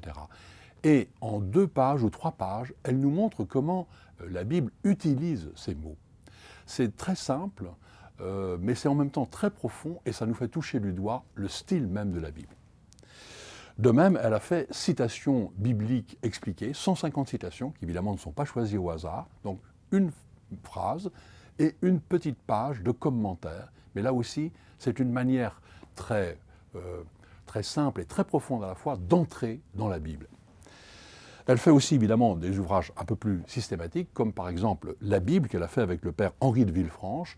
Donc c'est une présentation synthétique de la Bible pour, j'allais dire, tout honnête homme qui a envie d'avoir une présentation simple mais très solide de ce qu'est la Bible. J'ai une admiration spéciale pour son livre « Femmes de l'Évangile », où elle reprend 5 figures de femmes du Nouveau Testament. On pourrait croire qu'on a déjà bien lu beaucoup de choses sur la question. Bien, vous verrez, à chaque fois, en fait, elle donne beaucoup de puissance et de relief à ces figures féminines de l'Évangile. Si vous voulez découvrir les évangiles apocryphes, évangiles sur lesquels on s'exprime pas mal de fantaisie quelquefois, eh bien, prenez Découvrir les apocryphes chrétiens, un livre qu'elle a fait avec Édouard Cotenay, qui est un professeur Institut catholique de Paris, et un grand spécialiste du Nouveau Testament, donc qui donne vraiment une information solide sur les apocryphes. Et Christine Pellistrandi choisit 20 œuvres pour montrer comment ces évangiles apocryphes ont influencé l'iconographie chrétienne. C'est superbe. Et ça fait la transition donc avec 3 livres que je vous présente maintenant, qui sont des commentaires de livres d'art. Je commence par le Christ de Silos. Silos, c'est un monastère, et en particulier un cloître de Castille, magnifique, qui est donc Christine Pellistrandi fait un commentaire à la fois artistique et spirituel et biblique. dans la fameuse collection Un certain regard des éditions Marmin. Je vous signale aussi un livre qui s'appelle Eucharistie, petite catéchèse en images. Là, cette fois, ce sont les vitraux de Saint-Étienne-du-Mont à Paris, des vitraux magnifiques et qui montrent en fait une très grande modernité, qui sont une vraie catéchèse dont on peut se servir aujourd'hui avec les petits et les grands pour expliquer ce qu'est l'Eucharistie. Et je termine par un livre qui est en fait, je crois, pour moi un chef-d'œuvre, Contempler l'Apocalypse, qu'elle a fait aussi avec Henri de Villefranche, avec une longue préface du cardinal Lustiger. L'Apocalypse est un des livres les plus difficiles pour nous aujourd'hui. C'est un style très différent de notre manière de parler. Raison de plus pour essayer de le comprendre, en particulier à partir de 2 manuscrits enluminés que Christine Pellistrandi commente. C'est absolument splendide. Voilà. J'ai la joie vraiment de vous recommander ce travail parce que c'est une façon très approfondie de nous faire découvrir la Bible. Merci Jean-François, ce portrait vaste, haut en couleur et tellement profond. Jean-Baptiste Arnaud, donc vous êtes prêtre du diocèse de Paris et vous arrivez avec votre thèse de doctorat sous le bras que les éditions Parole et Silence ont édité. Donc, selon ta parole, c'est le titre « La prédication de Jean-Marie Lustiger », le cardinal Lustiger que l'on ne présente pas quand même, mais vous l'avez sans doute connu comme oui, jeune prêtre. Un petit peu comme séminariste au début du séminaire, et puis il a quitté sa charge alors que j'étais à peu près au milieu de ma formation, donc ça me donne à la fois évidemment un attachement, et puis même avant le séminaire, j'ai des souvenirs assez marquants de messes des étudiants à Notre-Dame, de pèlerinage des étudiants à Chartres, par exemple. Mais ensuite, je n'ai pas été du premier cercle de ceux qui ont travaillé avec lui, j'ai l'habitude de dire que je suis un peu de la génération des petits-fils par rapport à lui. Et du coup, ça m'a donné quand même un peu de recul pour pouvoir entreprendre ce travail, et avec l'objectivité aussi de l'Institut Jean-Marie Lustiger qu'avait créé Monseigneur 23 au moment de la mort de Jean-Marie Lustiger pour transmettre et puis entretenir aussi et mettre à disposition tout le fond de ce qu'il avait fait. Est-ce que vous lui devez une partie de votre vocation ? C'est difficile à dire directement. En tout cas, depuis que, grâce à ce travail de thèse, oui. C'est-à-dire que étudiant, jeune séminariste, certainement qu'il a compté, mais moins que parfois on le disait. On disait parfois, voilà, c'est le séminaire du cardinal Lustiger. J'étais fasciné, mais sans plus. Enfin, voilà, c'était une personnalité un peu lointaine. On le voyait aussi dans les médias. Moi, je me souviens, enfant, j'ai pas grandi à Paris, mais on voyait quand même enfant Jean-Marie Lustiger. Il a beaucoup fréquenté les médias à une certaine époque, un peu moins après. Mais en revanche, comme prêtre, je peux dire que d'avoir passé 3 ans, presque 4, à faire ce travail de thèse, m'a beaucoup marqué dans ce que je suis aujourd'hui comme prêtre. Et donc c'est plus sur le tard, si je puis dire, et en passant des journées entières avec lui pour écrire ce livre, que j'ai été marqué par ce qu'il était, par ce qu'il a dit et par ce qu'il a fait. Donc il est mort en 2007. Ans, hein. Et vous avez travaillé sur les 10 premières années. De son épiscopat. Hein. Donc c'est compliqué, il fallait déterminer un sujet de thèse. Donc voilà, moi j'aurais bien pris plus largement, mais on m'a dit que ça représente combien d'homélies 1000 homélies. En fait, il prêchait en moyenne 2 fois par dimanche, le matin dans une paroisse parisienne qu'il allait visiter, et puis le soir à la cathédrale Notre-Dame. En réalité, il y a des vacances, il y a des dimanches où il ne prêche pas, mais sur 10 ans, on a 1000 homélies qui ont été toutes archivées et classées soigneusement, enregistrées et transcrites, donc à l'époque, enregistrées par sa secrétaire, transcrites par les sœurs de Bethléem, et puis ensuite archivées et maintenant vraiment disponibles, enfin comme un fonds d'archives à l'Institut Lustiger. Pourquoi vous êtes-vous intéressé à la prédication ? Oui. Parce que le sujet, vous auriez pu choisir tout à fait autre chose. Je suis venu à Lustiger par la prédication, en tout cas par l'annonce de la parole. C'est-à-dire que je savais que ce qui m'intéressait, quand on m'a demandé de faire une thèse... C'est quoi, excuse-moi, l'annonce de la parole En fait, l'Église qui annonce la parole, le fait de parler, déjà, c'est son pour métier, moi, c'est Oui, c'est intéressant de l'étudier un peu... Pourquoi vous distinguez prédication et annonce de la parole ? C'est plus large, l'annonce de la parole. Ou alors, si on parle de prédication, j'ai dû me centrer peu à peu sur une question qui était « Qu'est-ce que prêcher dans la messe ?» Et même, en fait, qu'est-ce qu'un évêque qui prêche dans la messe pendant 25 ans, ou déjà 10 ans, mais en réalité, j'ai élargi un peu quand même. J'ai aussi étudié d'autres homélies pendant 10 ans ou 25 ans à Paris. Et en fait, comment cet acte-là dit quelque chose de la mission de l'Église qui reçoit la parole de Dieu et qui la transmet au monde de bien des manières, tout ce qu'on a dit déjà tout à l'heure. Et alors, le manifeste. Et en fait, on m'a proposé, sachant que cette question-là m'intéressait, on m'a proposé, quand j'ai accepté de faire ce travail de thèse, de travailler sur la prédication de Jean-Marie Lustiger. Et ça dit quoi, cet acte de prédication de l'Église? Ça dit que, en fait, c'est la mission du peuple de Dieu, d'être prédicateur, c'est-à-dire que de prêcher. C'est ce que Lustiger avait dit une des dernières fois qu'il est venu parler aux séminaristes, je m'en souviens. Nous avons tous à prêcher, c'est-à-dire à témoigner. Donc le témoignage, c'est vraiment le martyr, c'est le même mot, nous le savons bien. À témoigner de la parole qu'on reçoit, qui nous traverse personnellement, et pour pouvoir la redire, sachant qu'elle vient de Dieu, et qu'on la redit avec nos mots. Et si le prêtre ou l'évêque fait ça dans la messe, c'est pour que tout le peuple de Dieu, tous les chrétiens, sachent qu'ils sont non seulement appelés, mais habilités et compétents pour le faire dans le monde. C'est ça que et en fait, c'est le plan de mon livre, et c'est ça vraiment qui m'a marqué chez cet homme, que je portais déjà en moi, parce qu'avant de faire une thèse, j'avais fait une licence, un master, etc.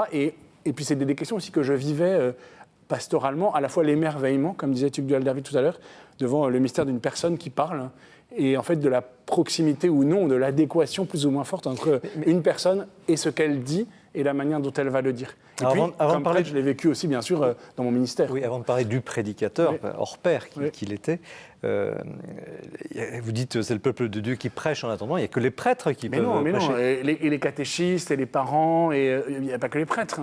Heureusement que le peuple de Dieu, il est sans cesse appelé à parler. S'il se tait, si les pierres crieront, c'est ce qu'on dit à l'entrée de Jésus à Il n'y a pas un Jérusalem. blocage quand même?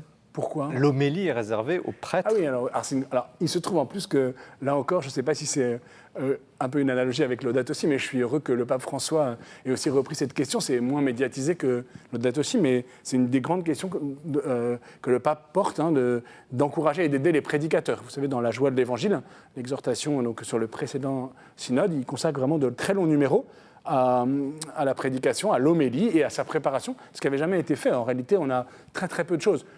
En réalité, c'était initié par Benoît XVI, qui avait demandé au moment du synode déjà sur la parole de Dieu qu'on approfondisse à la fois l'art de prêcher et puis en même temps ce que c'est qu'une homélie, de réfléchir sur une action. Qu'est-ce qu'on fait quand on prêche, quand on annonce la parole de Dieu dans la messe et en dehors de la messe. Et donc, bien sûr que l'homélie au sens strict, et c'est tout l'objet de mon livre, qui trouve une actualité du coup avec ce que le pape demande, encourage, il en parle souvent, et l'Église du coup essaye de suivre aussi ce mouvement-là. Il y a aussi un directoire sur l'homélie qui a été publié par la Congrégation pour les Sacrements. Mais en fait, ce moment-là, très spécifique de l'homélie, parce qu'il est situé dans une action qui est celle de la messe, en réalité, il a des conséquences, il rejaillit, il est un signe, c'est ce que dit le pape aussi, il est un signe vraiment pour toute parole qu'un chrétien est appelé à dire, si j'élargis au maximum. Et bien sûr, peut-être d'abord pour des chrétiens qui sont envoyés annoncer l'Évangile, que ce soit de manière directe quand on fait de la catéchèse, ou de la préparation au mariage, et que ce soit de manière, j'allais dire, plus indirecte ou plus médiatisée, quand des chrétiens s'engagent en politique, dans des associations. Est-ce qu'il y a un art spécifique de l'homélie, comme il y aurait un art spécifique du discours politique ou de l'avocat? Est-ce qu'il y a des trucs? Est-ce que le cardinal Lustiger, est-ce que vous avez découvert il en parle, les gens parlent, mais c'est plutôt dans la dernière partie du livre, parce qu'il a beaucoup rencontré des avocats, des hommes politiques, et en fait, à la fois, il a toujours voulu vraiment, en partie par des homélies, parce que chaque année, il y a une messe à Sainte-Clotilde pour les hommes politiques, parce qu'il était très souvent invité aussi pour des messes au Palais de Justice, à la Sainte-Chapelle, chaque année. Bon. Alors, à chaque fois, et puis aussi dans d'autres lieux que l'homélie, à chaque fois, il spécifie vraiment la parole qu'est l'homélie, qui est en fait une parole, on dit sacramentelle ou quasi-sacramentelle, c'est-à-dire vraiment la parole que Dieu adresse aux hommes dans l'action eucharistique, c'est-à-dire ce qui rassemble les chrétiens tous les dimanches, et qui est vraiment le lieu peut-être le plus transparent, ou en tout cas le plus fort de la présence du Christ. Et en même temps... Attendez, excusez-moi. Oui. Quand vous dites ça, la parole, il y a les lectures, première lecture, deuxième lecture, évangile. Voilà la parole. Quelle est l'apport du... Alors c'est justement le sens de mon titre, Selon ta parole, qui est évidemment une phrase de la Vierge Marie à l'Annonciation. Jean-Marie Lustiger était très attaché à ce mystère. C'était pas le titre de la thèse, mais j'ai voulu le prendre pour le livre justement, parce que il me semble que tout l'enjeu, c'est comment l'Évangile, la parole de Dieu qui a été reçue dans les lectures dans l'Évangile, va susciter une autre parole, qui est une parole à la fois rituelle, c'est dans la messe, voilà, ça dure pas 3 heures, même si Saint Augustin parfois prêchait pendant 2 ou 3 heures, mais et en même temps qu'il y ait une parole libre, qu'il y ait une parole... Alors Jean-Marie Lustiger, pour le manifester, il prêchait devant l'autel. Il prêchait pas derrière un ambon, caché derrière un ambon, il prêchait devant l'autel, l'évangile en main, sans texte. Ça ne veut pas dire qu'il n'avait pas préparé, mais il voulait manifester que c'était à la fois une parole vraiment, j'allais dire, spirituelle, au sens où elle est vraiment l'action de l'Esprit Saint dans un homme, dans l'Église, au sein d'une actualité aussi. C'est pour ça qu'elle n'est jamais la même, qu'elle est toujours unique, et qui, en fait, va permettre que la parole de Dieu soit dite de manière audible aussi, de manière, j'allais dire aussi, avec l'espérance, puisque c'était un peu le thème de cette émission, pour toucher, en fait, un cœur qui la reçoit de cette manière-là, mais qui en réalité l'a déjà reçue d'autres manières. Ça, c'est vraiment le plus traditionnel dans l'Église, depuis saint Augustin et saint Thomas d'Aquin, de dire que de toute façon, la parole du prédicateur, la parole extérieure, elle est au fond toujours relative à une parole intérieure que l'Esprit Saint adresse à tout homme. Dans votre expérience, quand vous prêchez, vous sentez que vous touchez, vous le sentez, ça ? En général, on ne le sent pas. Et alors, là aussi, l'expérience des grands prédicateurs, je pense toujours à saint Augustin, était de dire, soyez... si on vous le dit à la fin de la messe, si on vous le dit, voilà, vous avez très bien prêché, ou au contraire, vous avez très mal prêché, n'accordez que peu de crédit à l'un comme à l'autre. On vous dit, vous avez mal prêché, ça parfois, vous arrive ? bien sûr, surtout quand on est un peu, parfois, jeune prêtre, et ça peut arriver, ou parfois on nous dit qu'on a très bien prêché. Ça ne se mesure pas en termes simplement... alors c'est là où on rejoint la question, la distinction, ça ne se mesure pas en termes simplement humains. Mais en tout cas, ce qui m'a beaucoup intéressé, c'est que quand il rencontrait des hommes politiques ou des juristes ou des journalistes, il leur souvent manifestait vraiment la spécificité de l'homélie, qui est un discours irréductible à toute autre parole, parce qu'il s'inscrit au cœur de la messe, donc au cœur vraiment de l'action du Christ qui se rend présent, qui nourrit son peuple, qui le transforme aussi. Et en même temps, souvent, il aimait bien dire qu'il y a quand même des points communs. Et notamment dans l'intégration de toutes les circonstances. Donc, en ce sens-là, c'est une parole de circonstance. Pas comme on pourrait le dire d'une manière un peu faible, mais au sens très fort. Contexte politique. Voilà, du contexte politique, du contexte ecclésial, et là, l'histoire d'une personne aussi. Il y allait, le cardinal Lustiger. Il y allait très fort, Il voulait que les homélies soient tranchantes. Vous employez... Oui, c'est une parole tranchante. Ça, c'est ce que dit l'Épître aux Hébreux. Vraiment, la parole de Dieu est tranchante. Donc, elle vient comme une épée manifester, en fait, ce qui est à la fois... j'allais dire, c'est une parole prophétique. La mission du prophète dans la Bible, c'est vraiment de dénoncer le péché et en même temps d'ouvrir une espérance. Et donc, elle est tranchante dans ce sens-là. Et en fait, ce qui est intéressant, peut-être pour finir sur ce point, c'est quand il parlait à des hommes politiques, par exemple, au fond, en leur parlant de ce qu'était leur mission et de ce qu'était leur responsabilité, c'est quand même un terme important, en fait, il manifestait aussi la proximité et en même temps la différence entre la parole d'un évêque et la parole d'un homme politique. Mais le contenu, et c'est là aussi un point important de mon livre, c'est-à-dire que ce qu'il disait, au fond, ce n'est pas une anthologie de la prédication du cardinal Lustiger. Ça aurait été peut-être plus facile, simplement de faire un catalogue de thèmes. J'ai voulu essayer de réfléchir à ce que parler veut dire, comme pour reprendre aussi un autre livre. Mais voilà, qu'est-ce que parler ? Qu'est-ce que prononcer une parole ? Et évidemment, de la situer dans d'autres catégories de paroles. Mais alors, c'est sans doute un des grands prédicateurs récents, incontestablement. Oui. Alors, pourquoi a-t-il refusé quasiment que l'on écrive, que l'on recopie, que l'on transcrive ces homélies? Oui, en fait, il n'a pas tout à fait refusé. C'était une fausse modestie, c'était quoi? Non, je ne crois pas. Il a peut-être un peu, mais il n'a pas tout à fait refusé, parce que, vous savez, donc, il était curé à Sainte-Jeanne de Chantal pendant 10 ans, donc, et à la fin peu avant la fin de son mandat de curé, on lui a proposé, ses homélies étaient déjà enregistrées, on lui a proposé de les transcrire. Il a fait le convaincre. Et il a fait le convaincre, mais il a accepté. Et donc ça a donné son premier livre, Les Sermons d'un curé de Paris, qui a été réédité plusieurs fois depuis, dans lequel il a fait une préface, un avant-propos, qui pour moi a été une mine vraiment inépuisable, que je ne pense pas encore avoir épuisée, où il dit en fait pourquoi il était réticent, parce qu'une parole écrite, elle meurt, et en même temps, elle est transmise à des générations, et il le savait bien aussi. Et puis surtout, si cette parole, au fond, reconduit à l'Évangile qu'il a suscité, alors ce sera gagné.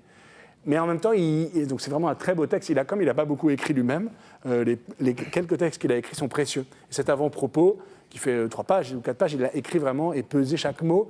Et en fait, il donne au fond les clés pour lire ces homélies, même celles qui n'ont pas été publiées, puisque pour l'essentiel, j'ai travaillé sur des textes qui n'ont pas été publiés, qui ont simplement été transcrits. Et donc ça donne aussi accès à une parole vive, à une parole... Quand on lui a demandé, il a quand même publié quelques autres, comme archevêque de Paris, notamment dans Oser croire, oser vivre, et puis aussi dans Dieu merci les droits de l'homme, qui sont vraiment des livres majeurs, où en fait, il retravaillait les textes. Alors, Et donc c'était une parole qui Alors, devenait écrite. Cette parole évanescente, qui ne l'est pas, puisque Elle n'est pas du tout évanescente, elle est très charnelle, justement, votre au contraire, livre, je pense. qu'est-ce qu'il en reste Quel souvenir vous avez du cardinal Lustiger?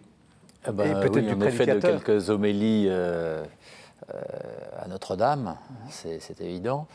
Mais moi, j'ai un regret, c'est que je ne sais pas pourquoi, on ne peut pas prendre des notes pendant une homélie. Certains le font. Ah ben, On a le droit quand même, Ah ben, non je voulais vous poser la question. Certains le font. Ouais. Parce que. Mais alors, sur Lustiger, vous avez un souvenir particulier? Écoutez, là, spontanément, là, tout de suite. Mais il vous a marqué? Oui, La bien sûr. personnalité. Oui. Ah oui.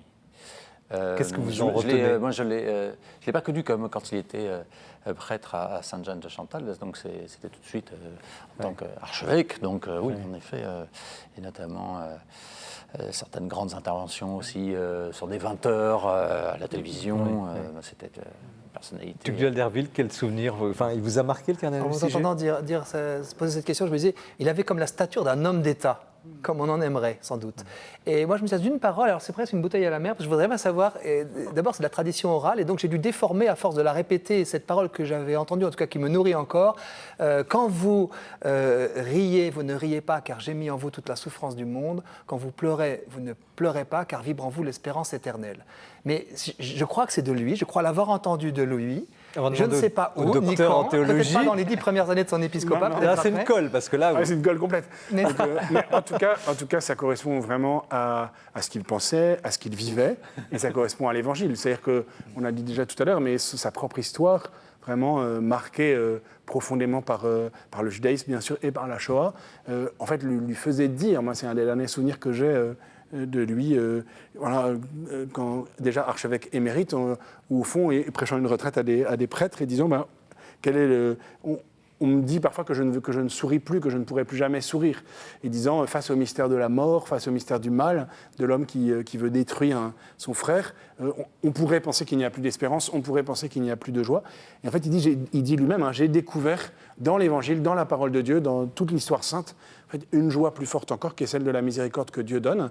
Et c'est l'annonciation. En fait, rien n'est impossible à Dieu, même de redevenir joyeux. Et du coup, en fait, toute sa vie, il a voulu vraiment unir ce qu'on appelle les mystères joyeux et les mystères douloureux. Oui, Et en malgré fait, c'est le une drame, parce que c'est malgré quand même le une drame. dominante chez lui. Et tout est dramatique chez lui. La moindre homélie, c'est ce que je montre un peu aussi, la moindre vous homélie, il y a un drame. Ne serait-ce que le drame d'oublier qu'on a reçu la foi le jour de notre baptême, ou qu'on ne comprend pas cette parole, qu'on ne veut pas l'entendre, qu'on n'accepte pas qu'elle nous transforme. C'est pour ça qu'on peut écrire si ça nous aide, mais profondément, en fait, c'est Dieu qui écrit dans les cœurs. Et ça, c'était quelque chose qu'il voulait montrer. Peu importe ce qu'on a retenu, la question, ça va être plutôt qu'est-ce que ça a changé, en fait.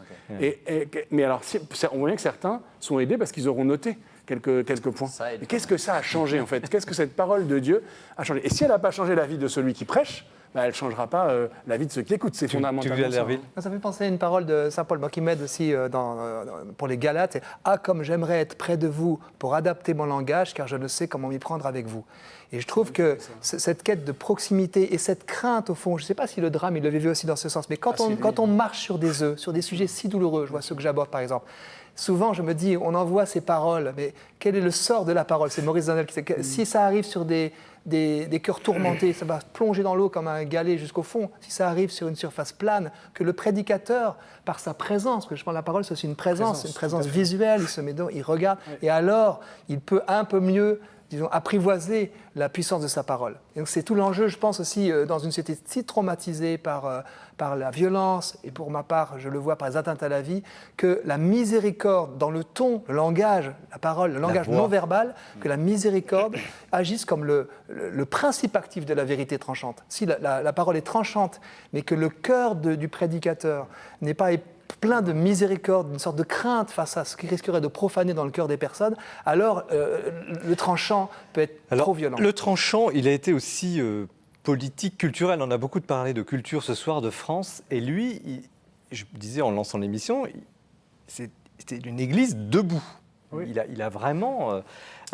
il a apporté en ce sens. On peut dire qu'il y a eu un avant et un après Lustiger, en tout cas à Paris, mais il me semble que par le rayonnement de la capitale sur tout le pays, et il y a toute une génération, enfin plusieurs générations maintenant de prêtres dont vous faites partie, qui j'imagine,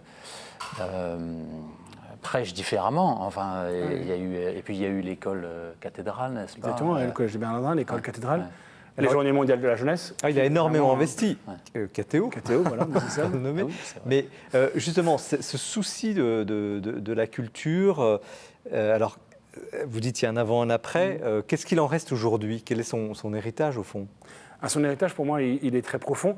Pour moi, le lieu où je le vis quasi quotidiennement, c'est le Collège des Bernardins, qu'il n'a pas vu, en tout cas qu'il a vu en travaux, mais qu'il n'a pas vu réaliser, que le pape Benoît XVI est venu inaugurer en septembre 2008. En tout cas, et alors plus localement, si je puis dire, mais c'est tout ce que nous faisons avec d'autres prêtres et d'autres laïcs pour vraiment transmettre à des jeunes, en fait, à la fois vraiment cet attachement à la parole de Dieu, mais comme une parole de vie qui transforme leur propre vie pour qu'ils puissent porter une parole au monde. Mais et ça, en fait, c'est l'héritage. Even et d'autres lieux sont vraiment l'héritage premier, c'est-à-dire que de ce qu'a vécu d'abord Jean-Marie Lustiger lui-même, de ce qu'il a voulu et de ce qu'il a bâti, en fait.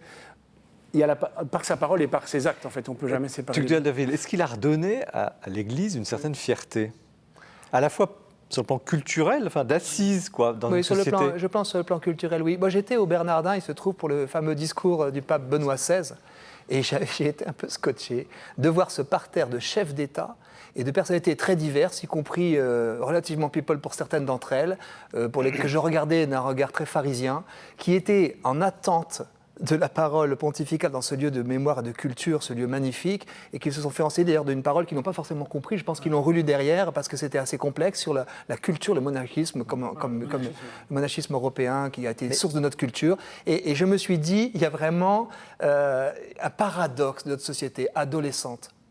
Cette société qui refuse les paroles d'autorité paternelle ou maternelle et qui en même temps en a tellement soif, qui le rejette dans la dérision et qui est tellement assoiffée au contraire de ses repères parce que l'adolescent sent bien que les paroles paternelles, maternelles, que les paroles un peu déconnectées de l'ère du temps, des modes, etc., sont ces paroles dont il a besoin pour avancer. Et je voyais tous ces personnages et aucun ne s'est dressé pour pousser un grand cri à la manière des Femen parce qu'il y avait un respect profond de ce que l'Église apporte à notre société et peut-être qu'on le doit largement au cardinal Charles Péguerret, il a redonné une fierté à l'Église. C'est aussi, Jean-Paul Maud. Il faut aussi saluer quand même l'action de Saint Jean-Paul II.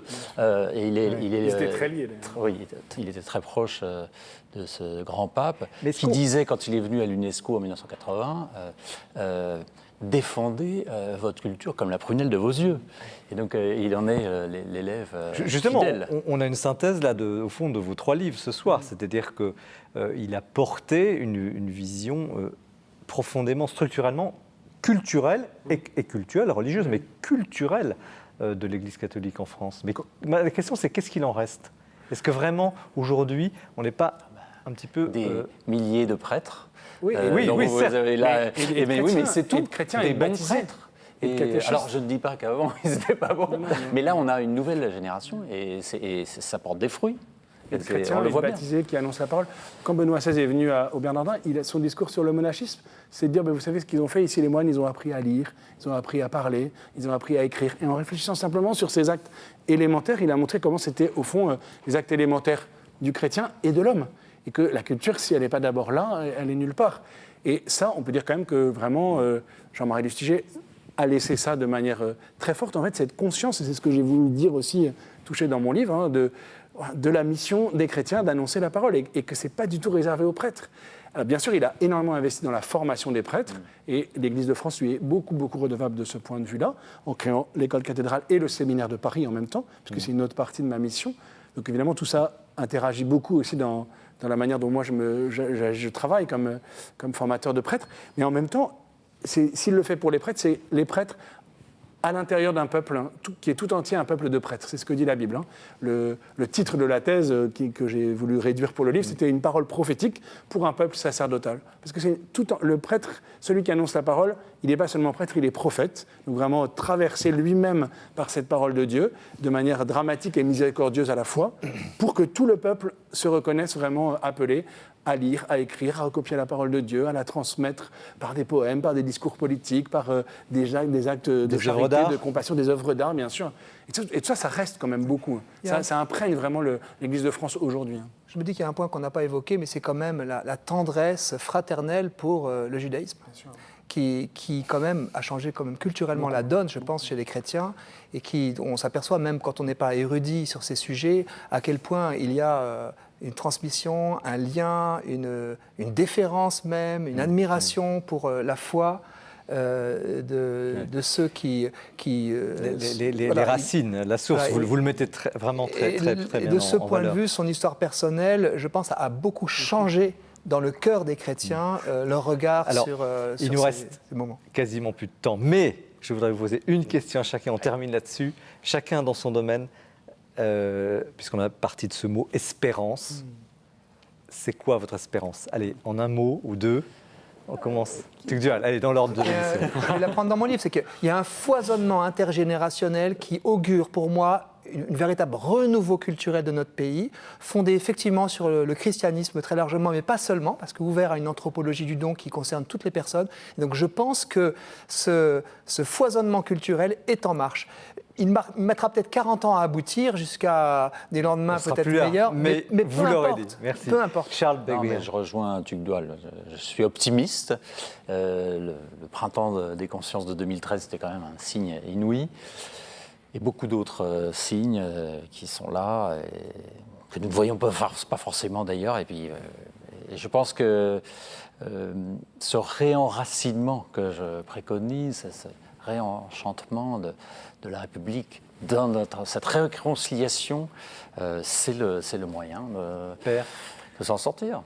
Moi, mon espérance, c'est que Dieu est fidèle, et si je le traduis, que rien n'est impossible à Dieu. Et c'est une manière peut-être plus biblique ou plus théologique de traduire ce qui vient d'être dit, mais c'est surtout qu'en fait, Dieu est suffisamment fort pour susciter dans le cœur, dans les consciences, dans les libertés de toute personne, là où elle est, dans son petit cercle, eh bien, une force en fait de parole, d'une parole qui libère, d'une parole qui édifie, d'une parole qui pardonne aussi. Et c'est là-dessus qui réconcilie. Et ça, c'est vraiment mon espérance, parce que c'est ma foi en réalité. Mais elle a des conséquences très concrètes, très sociales. Merci à tous les trois. Merci Jean-Baptiste Arnaud. Merci. Donc, selon ta parole, la prédication de Jean-Marie Lustiger chez Parole et Silence. Merci Charles Begbie, Charnellement de France, avec Benoît Dumoulin chez Pierre-Guillaume Deroux. Merci Tugdual Derville. Le temps de l'homme pour une révolution de l'écologie humaine chez Plomb. Une émission tonique, une émission anti-morosité pour bien aborder ce temps de vacances. Nous nous séparons pour 2 mois, ça va être très long. Mais emportez des livres, lisez sur la plage, dans la montagne, à la campagne, partout. Merci de votre fidélité à cette émission coproduite par KTO, Le Jour du Seigneur et la Procure. Vous retrouvez sur les sites de chacune d'entre elles cette émission en totalité ou par petits morceaux. Goûtez-la, relisez-la, lisez surtout. Très bon été, bonne soirée.